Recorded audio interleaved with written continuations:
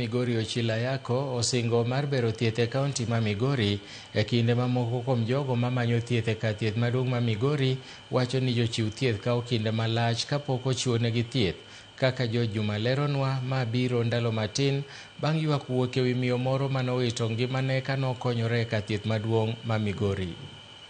E okang' marang kaka chenrogo mag thieth timore e kar thieth ma Migori, Gavana Migori Ochila Yako ne olimo osiptal ni apoya mar rango kod wang'e kaka chenro mag thieth bende ne obedo kod twak kod moko kuom jotuo kaachiel kod jochiw thieth e osiptal ne. Ochilo bende olimo migepe kar thieth maduong' ma Migori mar yango kaka chenrogo mag thieth koro dhi nyime.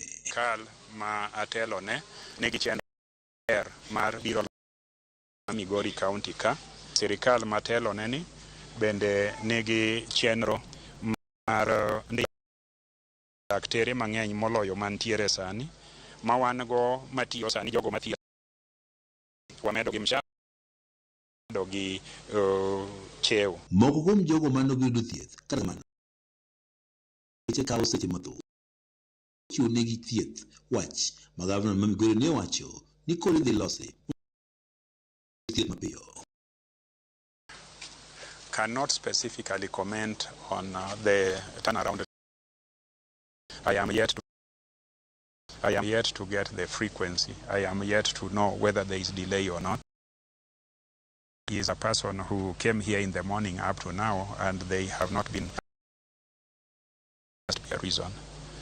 As you can see, the queues are not long here.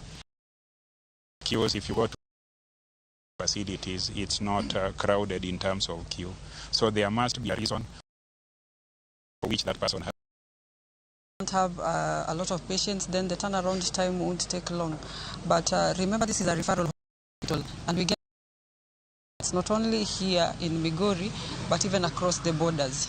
So someone can come at 8 years, but the patients have all of them have been attended to. Ochilo ni wani sirikande ostimo duto mane ni thieth duto mag thieth bende koro dhi makare. Aneno ka yath nitiere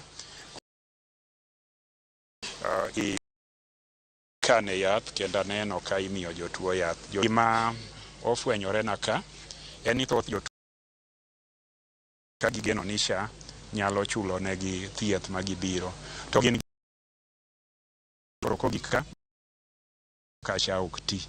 Adwa kwayo jotuo to gi ji duto luru chudo madwarore e SHA kanyo. E kinde twak mar gavana Migori bende wacho ma opogore opogore ma oting'o kar kano yedhe dhi nyime kendo moko giko igane tieko kama ikete yedhe mar osuptal makar